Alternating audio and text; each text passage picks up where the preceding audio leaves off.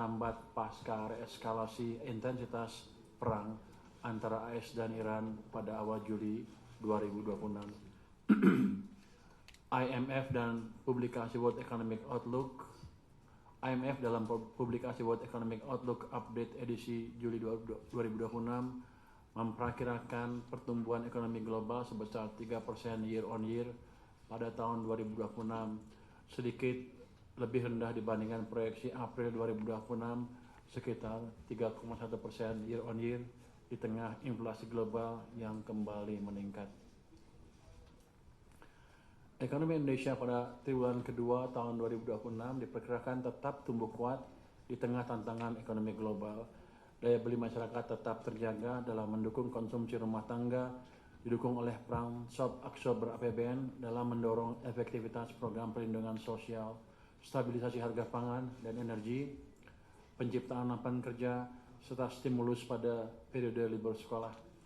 Investasi diperkirakan tumbuh kuat ditopang oleh proyek-proyek hilirisasi bernilai tambah tinggi dan pembangunan infrastruktur pada program prioritas pemerintah.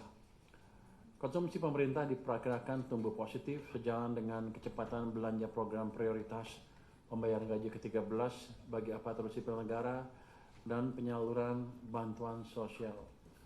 Koordinasi kebijakan antara pemerintah dan BI terus diperkuat dalam menjaga kecukupan likuiditas perekonomian dan perbankan.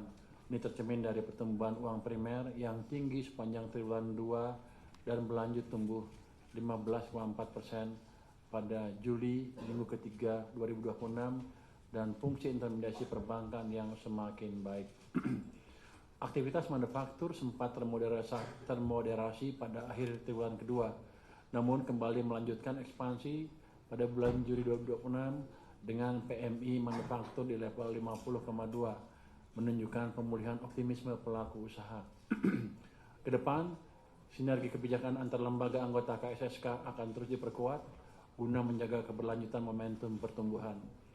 Dengan sinergi kebijakan tersebut, pertumbuhan ekonomi untuk keseluruhan tahun 2026 diperkirakan berada dalam kisaran 5,6 sampai 6% year on year.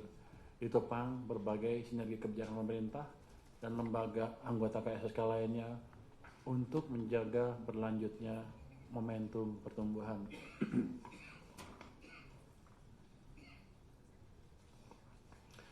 Kinerja pasar surat berharga tetap terjaga di tengah ketidakpastian global yang meningkat. Yield SBN seri benchmark tenor 10 tahun meningkat 31 basis point secara quarter to quarter di akhir triwulan kedua 2026 ke level 7,14%. Kenaikan yield dipengaruhi oleh eskalasi konflik Timur Tengah yang mendorong kenaikan harga minyak dunia dan meningkatkan kekhawatiran terhadap tekanan inflasi global ke depan yang memicu risk of investor pada pasar SBN. Sementara itu, investor non-resident masih mencatatkan net buy di pasar SBN 32,09 triliun rupiah selama triwulan kedua 2026 atau net buy 6,99 triliun rupiah selama tahun 2026. Per 30 Juli 2026, investor non-resident mencatatkan net buy 6,36 triliun MTD atau 13,35 triliun year to date. Dengan yield SBN tenor 10 tahun naik 15 basis point MTD atau 122 basis point year to date ke level 7,29%. Di tengah berlanjutnya ketidakpastian pasar keuangan global akibat masih berlanjutnya konflik AS-Iran pasca gencatan senjata dan kenaikan harga minyak mentah dunia. Kenaikan yield tenor 10 tahun per 30 Juli 2026 juga dialami oleh beberapa negara berkembang lainnya sejak awal tahun, di antaranya Turki sebesar 524 basis point year to date, Filipina 148 basis point, Brazil 106 basis point, Korea Selatan 92 basis point, Polandia 59 basis point, dan Afrika Selatan 55 basis point. Realisasi APBN hingga triwulan kedua 2026 turut mendorong pertumbuhan ekonomi dan pencapaian agenda pembangunan nasional.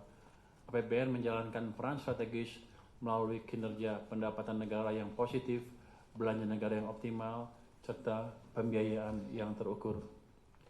Hingga akhir triwulan kedua 2026, realisasi pendapatan negara mencapai Rp1.459,4 triliun atau tumbuh kuat sebesar 21,4% year on year.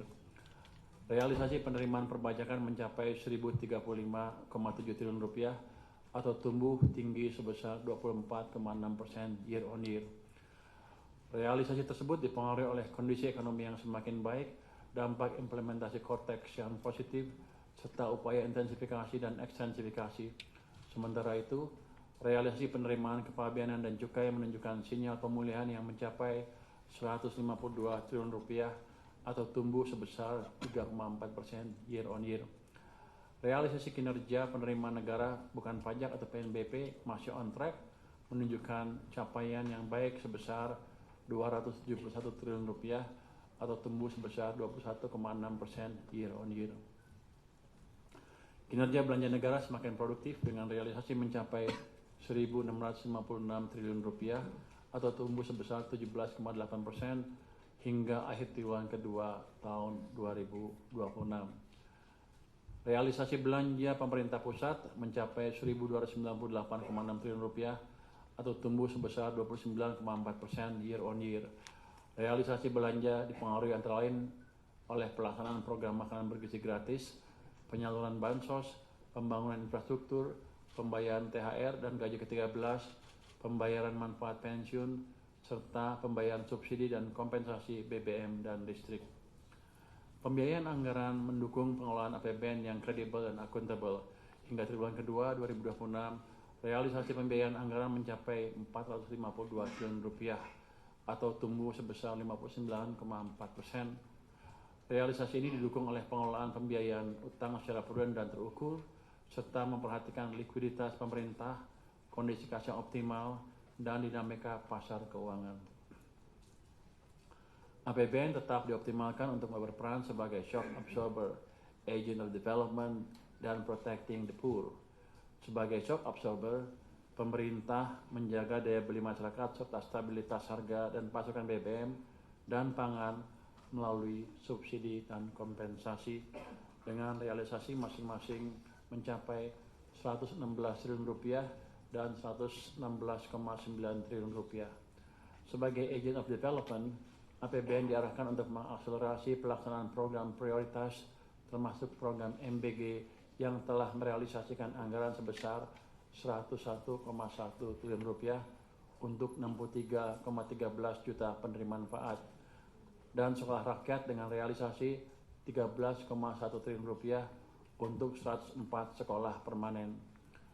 Fungsi perlindungan sosial masyarakat miskin dan rentan juga terus dijalankan melalui berbagai program seperti PKH, Kartu Sembako, dan PIP dengan realisasi masing-masing mencapai Rp14,5 triliun, Rp19,7 triliun, dan Rp8,8 triliun. Untuk menjaga momentum pertumbuhan, pemerintah juga memberikan berbagai paket stimulus yang mendukung keberlanjutan usaha dan aktivitas ekonomi, antara lain insentif perpajakan untuk penulis nasional, diskon transportasi pada periode libur lebaran dan sekolah, serta program magang dan vokasi. Demikian update dari Kementerian Keuangan. Selanjutnya saya persilakan Ibu Gubernur Bank Indonesia untuk memberikan update dari sisi moneter.